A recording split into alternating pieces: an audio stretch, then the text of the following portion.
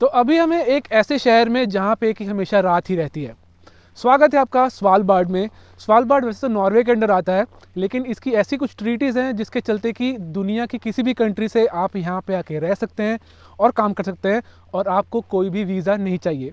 तो इस वीडियो में हम जानेंगे इस शहर के बारे में कि यहाँ पे लाइफ कैसी है, लोग कैसे रहते हैं जबकि 24 घंटे रात ही रहती है। अभी दिन के सुबह के 9 बजे हुए हैं और देखिए बिल्कुल रात है। तो इस वीडियो में हम जानेंगे यहाँ पे कौन कौन से काम हैं, रेस्टोरेंट्स कैसे हैं, हॉस्पिटल कैसे हैं, स्कूल कैसे हैं, everything coming up in this video. Stay tuned.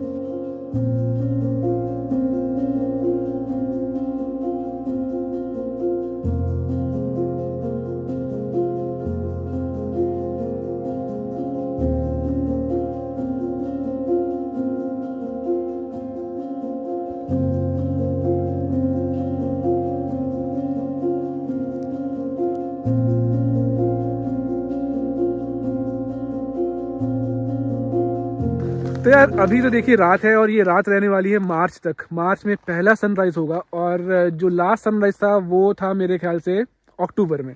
तो ये जो अक्टूबर, नवंबर, दिसंबर, जनवरी, फरवरी, ऑलमोस्ट मार्च, तो जो बोलते हैं कि 6 महीने रात है तो ऑलमोस्ट 6 महीने रात रहती ही रहती है। फरवरी में यहाँ थोड़ी सी लाइट आनी शुरू हो जाएगी, लेकिन सूरज नहीं दिखेगा। सूरज हमारा पहला मार्च में ही आएगा। मेरे पीछे देख सकते हैं आप कि यहाँ पे पोलर बियर की वार्निंग है। मतलब कि यहाँ पे आपको रहता है खतरा पोलर बियर का कि आप कहीं भी आप घूम रहे हैं, अगर शहर के बाद, जैसे वो पीछे शहर है और हम शहर के बाहर घूम रहे हैं, तो यहाँ पे हमारे पास खतरा है कि यहाँ पे पोलर बियर आ सकता है। तो ये देखिए इस पे लिखा हुआ है कि अगर आप बाहर जा रहे हैं तो आपके पास एक फ्लेयर गन होनी जरूरी है। और आगे तो ये भी लिखा है governor also recommends taking a big game rifle. और नीचे लिखा भी है कि chances of encountering in the city थोड़े कम है, लेकिन उन्होंने बोला कि अगर आपको दिखता है पोलर बियर तो आप गवर्नर को इत्तला जरूर करोगे, उनको फ़ोन ज़रूर करोगे। तो यार बात करते हैं इसकी ज्योग्राफी के बारे में। तो स्वालबार्ड जो है वो नॉर्वे के अंडर ही आता है। Actually it's a group of islands. उसके अंदर सबसे जो बड़ा शहर है वो है लॉन्गेयरबियन। तो यहीं का जो एयरपोर्ट है वो लॉन्गेयरबियन में ही है। हम यहाँ पे कल आए थे। जो वो पूरा वीडियो है कि आपको कैसे आना है स्वालबार्ड में, वो पिछले वीडियो में है, मैं लिंक डाल दूंगा ऊपर। और सबसे जो इंटरेस्टिंग बात ये है कि ये नॉर्थ पोल से सिर्फ 1200 किलोमीटर दूर है।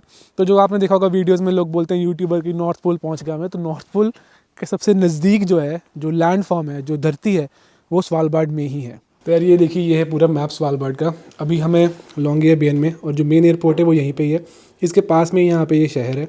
इसके अलावा एक और सेटलमेंट है वो रशिया की है, वो मेरे ख्याल से कहीं यहाँ पे है। और जो अपना इंडिया का आर्कटिक रिसर्च सेंटर है वो यहाँ पे पड़ता है। तो यहाँ से यहाँ जाना थोड़ा सा मेरे को दिक्कत लग रही थी, इसलिए मैं इस बार नहीं जा रहा हूँ। लेकिन अगली बार जब जाएंगे तो आई मेक श्योर कि हम आपको ज़रूर दिखाएं हिमाद्री रिसर्च सेंटर। और देखिए वैसे यहाँ पे बहुत सारे होटल्स आपको मिल जाएंगे। हम रुके हुए हैं इस वाले में, इसका नाम है गेस्ट हाउस 102।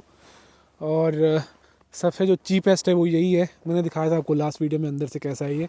6000 रुपये पर कमरा पर नाइट है, इंक्लूडिंग ब्रेकफास्ट। स्वालबार्ड में सबसे ज़्यादा जो लोग कमाते हैं, जो इंडस्ट्रीज़ हैं, वो है कोल माइनिंग और रिसर्च और टूरिज़्म। तो टूरिज़्म तो हम करेंगे, आपको दिखाएंगे घुमा के। आज हम रिसर्च की बात करें तो यहाँ पे इंडिया का एक सेंटर है हिमाद्री, तो वहाँ पे आर्कटिक रिसर्च होती है। वो मैं नहीं ले पाया परमिशन इस बार, लेकिन मेरे ख्याल से अगली बार भी हम जल्दी ही आएंगे, कुछ महीनों बाद, जब यहाँ पे दिन होगा दोबारा से, और तब जाएंगे रिसर्च सेंटर। और the third thing is coal mining. तो अभी हम जाने वाले हैं कोल माइन के अंदर ही, और वो मैंने टूर लिया है। और देखेंगे हम कोल माइन के अंदर और लाइफ कैसी थी यहाँ पे कोल माइनर्स की, और यहाँ पे लोग आके बसे क्यों थे इन द फर्स्ट प्लेस, कि इतनी दूर, नॉर्वे से काफ़ी दूर पड़ता है, तो यहाँ पे लोग बसे क्यों हैं। पहली बात तो क्योंकि यहाँ पे नेचुरल रिसोर्सेज बहुत ज़्यादा थे, अभी भी हैं। तो वो हम देखेंगे स्टोर में। तो देखते रहिए वीडियो को। तो ये गाड़ी आ तो रही है, होपफुली अपने ही पिकअप के लिए आ रही हो। ये रुकेगी नहीं, इंडिकेटर दिया उसने भाई, यहीं से स्लाइड मारेगा। अब ये शुमाकर है, ये देखियो अभी। चलो ठीक है, जा रहे हैं फिर हम कोल माइन है।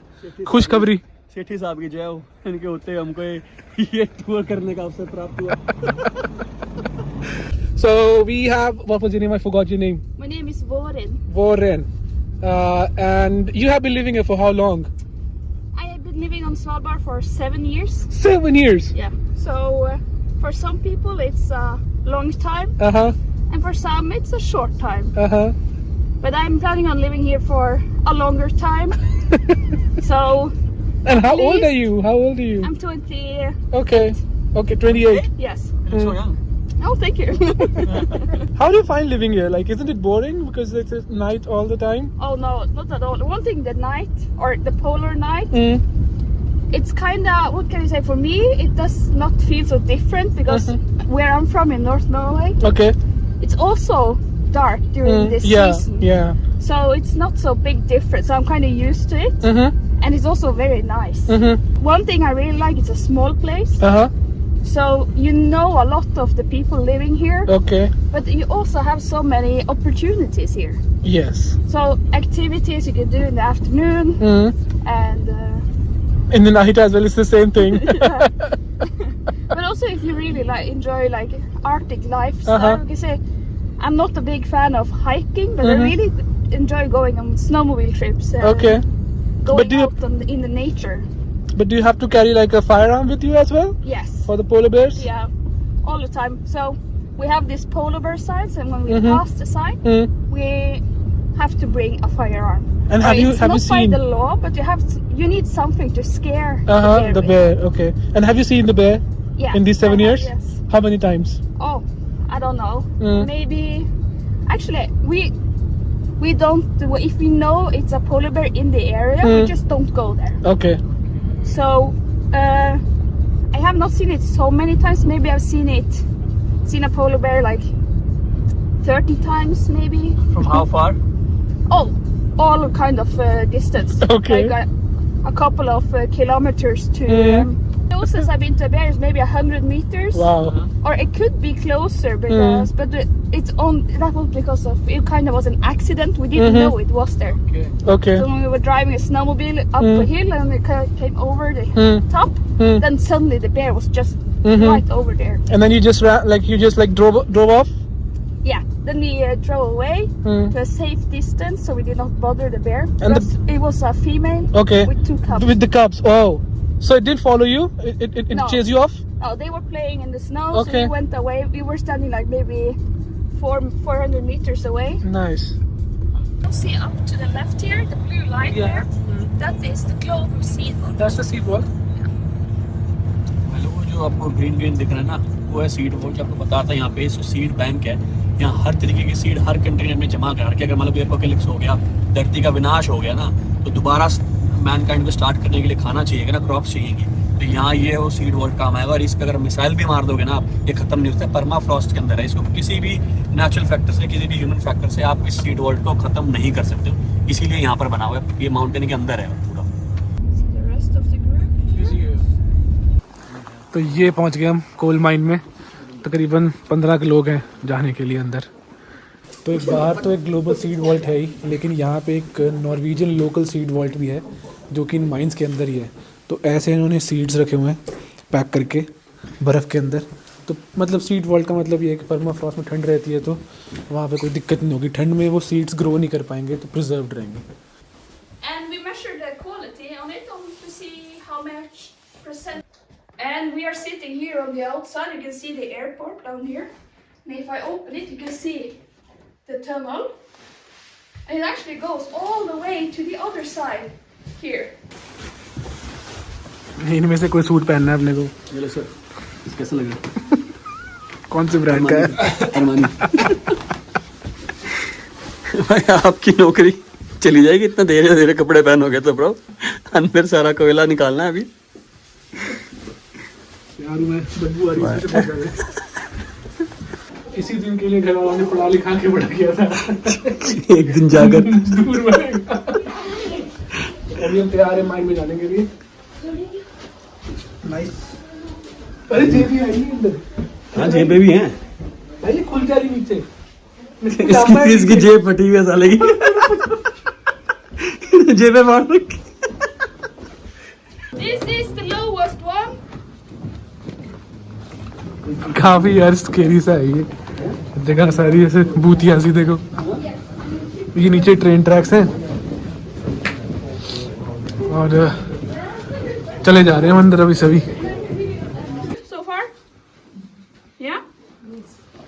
How is it? We're inside the mountain now. Cold.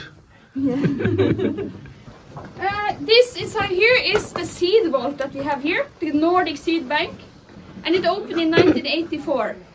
And in 84 they put in 30,000 seed samples. I can see the aluminium packages in the last box. That is how they store the seeds in the global seed vault. Okay, so this is how they store the seeds here, Yes. and that's how they store the seeds there. Yes, that's correct. तो ये यहाँ के seed vault में ऐसे करते हैं, glass की बोतलों में, मतलब टेस्ट ट्यूब्स में, और जो ग्लोबल सीड वॉल्ट में वहाँ से प्लास्टिक बैग्स में करते हैं। Inside here. That's यार अभी हम कोल माइन के अंदर हैं और हम जा रहे हैं जो स्ट्रॉ से बोलते हैं गली, जो मतलब यहाँ से चल के आए थे हम, लेकिन यहाँ हमें क्रॉल करना पड़ेगा। तो वेट कर रहा हूँ अपनी बारीकी में। ये सीढ़ी है और फिर आगे देखिए यार, देखिए अभी माइन के अंदर है और ये इसकी हाइट जो है सिर्फ 60 सेंटीमीटर है। ये जो पीछे आप देख रहे हैं ये सपोर्ट सिस्टम लगाया गया है ताकि ये नीचे ना गिर जाए। जब यहाँ से कोयला निकाल लिया बाहर तो ये जगह खाली हो गई, उसको सपोर्ट देनी पड़ेगी ताकि पहाड़ नीचे ना जाए। तो यही है भाई, अभी निकलते हैं वापस बाहर। ऐसे ही निकलना है घोड़ी बन के। सांप बना हुआ है।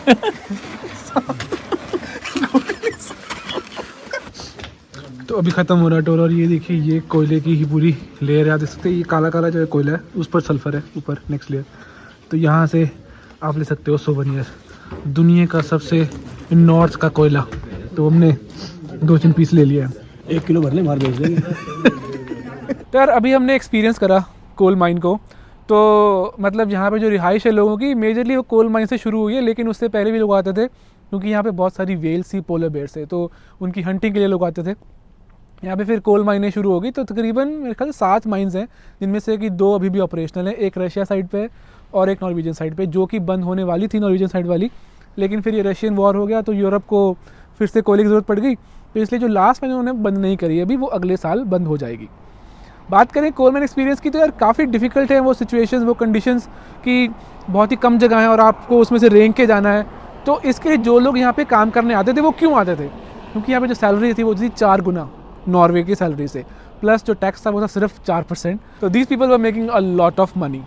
अब माइन तो है ही यहाँ पे, लेकिन माइन के अंदर जब आप जाते हैं तो वहाँ पे बहुत सारा रिजर्व भी है। जो देखा था हमने रास्ते में जो ग्लोबल सीड वॉल्ट था, उसके अलावा इसके अंदर एक नॉर्वेजियन सीड वॉल्ट भी है, तो वहाँ पे बहुत सारे सीड्स पड़े हैं। और उसके अलावा एक आर्कटिक वर्ल्ड आर्काइव भी है, जहाँ पे कि दुनिया भर के देशों से, इंडिया से भी वहाँ पे कुछ कुछ चीज़ें रखी गई हैं। क्योंकि अच्छा आप सोचते होंगे कि यहाँ पे क्यों बनाया उन्होंने वॉल्ट, बिकॉज ये भाई परमाफ्रॉस्ट है।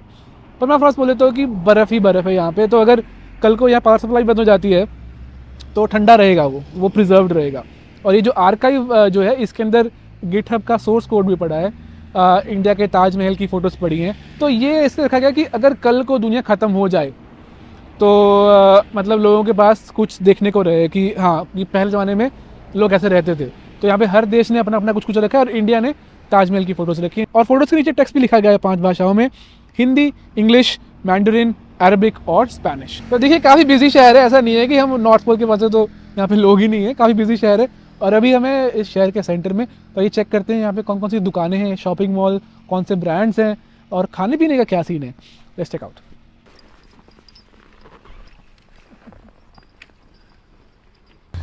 तो सबसे पहले सुपरमार्केट, क्या लिखा है, स्वालबार्ड बुटिकेन, मतलब शॉप। अच्छा तो चलते हैं इसके अंदर।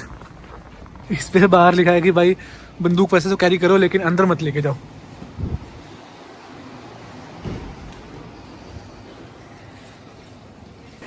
यार एक यहाँ पे इंटरेस्टिंग चीज़ ये है कि देखिए सुपरमार्केट के अंदर इन्होंने लगा रखे हैं चेक इन के लिए एयरपोर्ट की, तो आप यहीं से अपना बोर्डिंग पास ले सकते हो। तो मतलब जस्ट थिंक कि एक ही सुपरमार्केट है, एक ही एयरपोर्ट है, तो ये फ़ायदे होते हैं छोटे शहरों के। हैं मस्जिद दिखाता हूं। क्या ये क्या है? सामान रखने के लिए? सारे टबैको यहाँ से मिलेगा आपको। आपको कोई भी टबैको खरीदना है ना, वहाँ से रसीद लो, पे करो, उस रसीद को यहाँ स्कैन करोगे, नीचे से निकलेगा, यहाँ स्कैन करोगे। अच्छा फिर डबल निकलेगा। तो भाई बोल रहा है कि तंबाकू लेने के लिए आपको वहाँ से पैसे दे के आओगे लेकिन निकलेगा यहाँ से। अच्छा ये सारा तंबाकू है? सारा, क्योंकि कोई भी नशे के आइटम ना नॉर्वे में खुले दिखाने मतलब अच्छा नहीं दिखाते नहीं है वो। दबा के रखते हैं। लेकिन दारू पड़ी है अंदर, वहाँ पे बियर पड़ी है। वैरायटी है जिसमें फ्लूस भी है वो। हाँ हाँ जो हम लोग हाँ हाँ लगाते हैं हाँ ना, वो भी सीजन होती है। ओके ओके सर, बाकी तो सुपर मार्केट नॉर्मल सी है, लेकिन ये इसमें स्पेशल चीज़ है। देखिए क्योंकि यहाँ पे सूरज निकलता नहीं है तो ये स्पेशल यूवी लाइट है, इसमें आप अपने कोई भी बीज लीजिए, इनसे रिपोर्ट करिए। लेकिन प्राइस देखिए इसका कितना है, 8,000 रुपये। 1,000 करोना मतलब कि 8,000 रुपये। तो खुश रहिए, आप इंडिया में रहते हैं, आपको ऐसी ऐसी चीज़ों के पैसे नहीं देने पड़ते, धूप के लिए पैसे देने पड़ रहे हैं भाई। तो यहाँ प्राइस देखें चीज़ों के, तो देखिए केला जो है वो है तकरीबन ₹300 किलो। तो यहाँ पे किलो के हिसाब से मिलते हैं केले, और बिल्कुल हरा सा केला ऐसे ही है। 12 अंडे की ट्रे है और ये भी तकरीबन ₹400 की है। तो ये सब प्राइस नॉर्वेजियन ही है ना, ऑलमोस्ट नॉर्वेजियन प्राइसेस हैं, कोई ज़्यादा महंगा नहीं है काम। ये देखिए शिमला मिर्च है, ये तकरीबन आप लगा लीजिए ₹800 किलो है। फिर आ जाइए एवोकाडो, तो ₹400 किलो है। टमाटर कितना है भाई? टमाटर किलो नहीं है, एक पीस के 50 करोड़ है पर स्टिक। पर स्टिक है ये हाँ। ओ भाई। और टमाटर देखिए तो किलो है ये अपना तकरीबन ₹500 किलो। तो यार शहर के सेंटर में घुसते सबसे पहले है कोल माइनर, जैसे बताया मैंने आपको कि ये शहर बसाई की वजह से था। तो नीचे ये वही पड़ा है जो रखते हैं ना सपोर्ट करने के लिए माइंस को। और यहाँ पे सामने है दुनिया का नॉर्दर्न मोस्ट ठेका। तो देखते हैं यहाँ पे दारू का क्या प्राइस है, बिकॉज यहाँ पे वैट लगता नहीं है स्वालबार्ड के अंदर। तो देखते हैं क्या प्राइस है दारू का। तो देखिए आपको नॉर्दर्न मोस्ट में भी आपको सारे के सारे ब्रांड मिल जाएंगे। ये सारी वाइन पड़ी है इधर, हाँ ये इधर बियर पड़ी है। प्राइस की बात करें तो कार्ल्सबर्ग तकरीबन ₹150, मतलब ₹120 लगा लो। फिर शैम्पेन वगैरह आपको सारे के सारे ब्रांड मिलेंगे इधर। अगर आप विस्की देखते हैं, यहाँ मैंने देखा था अभी, तो देखिए यहाँ पे जैगरमाइस्टर भी है। जो प्राइस है ना उसको इंटू 8 कर लो। जेमसन भी है, और यहाँ पे जेडी भी देखी थी मैंने, जिम बीम भी है। तो सारे ब्रांड आपको मिल जाएंगे, ऐसी कोई दिक्कत वाली बात नहीं है। तो ये तो ले लिया हमने, लेकिन उससे हमसे मांगी हमारी फ़्लाइट टिकट। बोले कि जो तो यहाँ की लोकल उनके पास राशन कार्ड होता है, लेकिन जो यहाँ के लोकल नहीं उनको फ़्लाइट टिकट दिखानी पड़ती है। तो हमें दारू लेने के लिए फ़्लाइट टिकट दिखानी पड़ी इस बार। तो यार अभी हमने ठेका भी देख लिया, ठेका बंद हो गया अभी। और ये सामने है यहाँ का शॉपिंग मॉल, तो चलते हैं इसके अंदर। यहाँ पे दुकानें सब बंद हो गई, अभी 6 बजे शाम के, और सब कुछ ही बंद है लिटरली यार, सब कुछ। ये कपड़े की दुकानें थी इधर एक दो, ये कुछ सोवेनियर्स की शॉप्स हैं इधर, मेरे ख्याल से रेस्टोरेंट कैफ़े होंगे। तो सब कुछ ही है, मतलब जो भी एक अच्छे शहर में होता है। तो मतलब इतनी दूर आ भी गए ऊपर नॉर्थ में, लेकिन अच्छा ये रेस्टोरेंट है। प्लस यहाँ के मॉल ऐसे नहीं है कि आपको बहुत सारे माले मिलेंगे, बहुत सारे फ्लोर मिलेंगे, 2 ही फ्लोर हैं इसमें। और क्योंकि यहाँ पे मोस्टली लोग ये चलाते हैं, तो इसका प्राइस देखते हैं क्या लिखा है यहाँ पे। 1,58,000 करोना, तो तकरीबन 13-14 लाख रुपए का आता है ये। सही फन हो जाएगा इसको अगर चलाएं पंजाब के खेतों में। है तो मस्त चीज़। तो पीछे यहाँ पे सामान रखने के लिए नॉइस। तो यार अब रह गया खाना पीना। ये देखिए ये खाना है इधर, रेस्टोरेंट प्रॉपर, और ये पीना है इधर। तो ये भी इसकी टाइमिंग रात के 2 बजे तक चलता रहता है। ये यही लिखा है ना, 5 बजे शुरू होता है और 2 बजे तक खुला रहता है। तो दारू पीनी है तो यहाँ पे आ जाइए, खाना खाना है तो यहाँ पे आ जाइए। खाने में देखिए आपको वेजी खाना मिल जाएगा, लेकिन जैसे ये देखिए वेजी बर्गर है, लेकिन ये 210 करोड़ का है, तो तकरीबन 2,000 रुपये का लगा लीजिए आप। तो ये लंच मेन्यू है। डिनर मेन्यू में थोड़ा और महंगा हो जाएगा आपका, मतलब आप खुद हिसाब लगाइए कि डिज़र्ट्स ही जो हैं वो 120 करोड़ तक है। इंग्लिश में भी लिखा हुआ है नीचे, तो 120 करोड़ मतलब तकरीबन 1,000 रुपये का डिज़र्ट हो गया।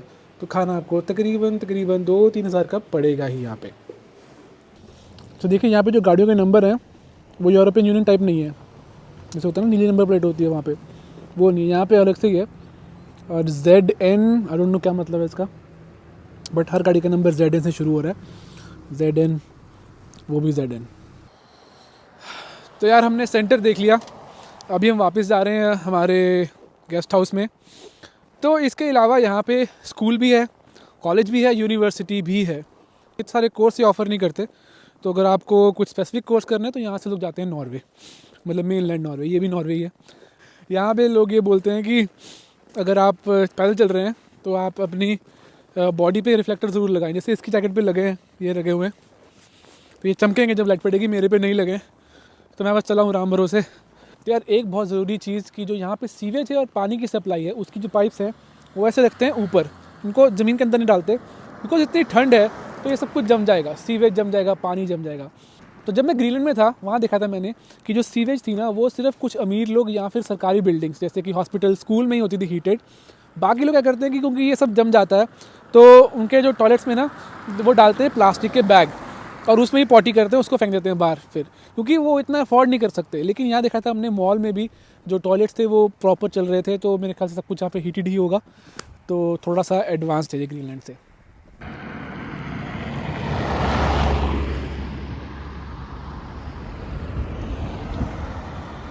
ये देखिए यहाँ पे हमें एक और चीज़ दिखी कि इस रिमोट जगह पे भी इलेक्ट्रिक गाड़ियों के चार्जिंग पॉइंट आपको मिल जाएंगे।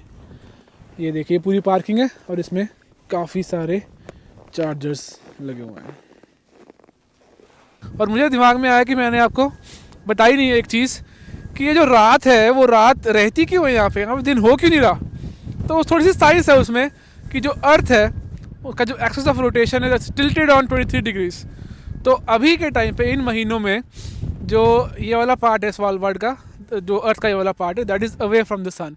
चाहे जितना मर्जी घूम ले, ये पार्ट सन के उस साइड में ही रहेगा। ऐसे ही गर्मियों में ये हिस्सा जाता है सन की तरफ, तो 24 आवर्स डे रहता है, उसे बोलते हैं मिडनाइट सन।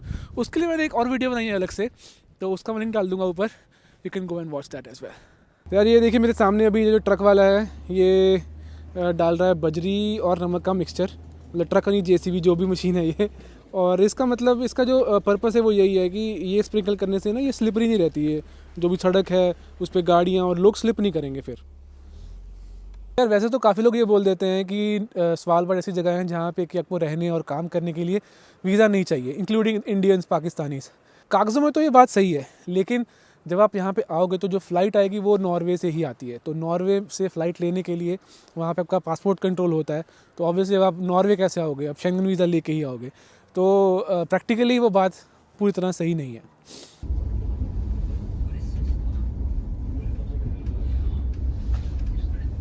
तो यार अभी वक्त आ गया है यहाँ से जाने का। मेरे पीछे साइन बोर्ड है यहाँ पे, जहाँ पे लिखा है कि कौन कौन सा शहर यहाँ से कितनी कितनी दूर है। ये रहा एयरपोर्ट। नॉर्दर्न लाइट्स नहीं दिखी हमें, बट दैट्स ओके, क्योंकि वो हमारे हाथ में था नहीं। बाकी बात करें एक्सपीरियंस की, तो इट वाज वेरी सिमिलर। जो यहाँ पे लाइफ है that's very similar to Greenland. तो मैं ग्रीनलैंड गया था 4 साल पहले, उसकी वीडियोस भी हैं, मैंने पूरी सीरीज़ डाली, मैं लिंक कर दूंगा, you can go watch them अगर आपको देखना है कि दिन में कैसा दिखता होगा ये। बाकी उम्मीद आपको वीडियो अच्छी लगी होगी तो लाइक कमेंट सब्सक्राइब। और मैं यहाँ से जा रहा हूँ Norway, and I don't know कहाँ जाऊँगा उसके बाद, तो लेकिन कहीं भी जाऊँगा वीडियो ज़रूर बनाऊँगा। I will see you guys very soon. तब तक के लिए गुड बाय।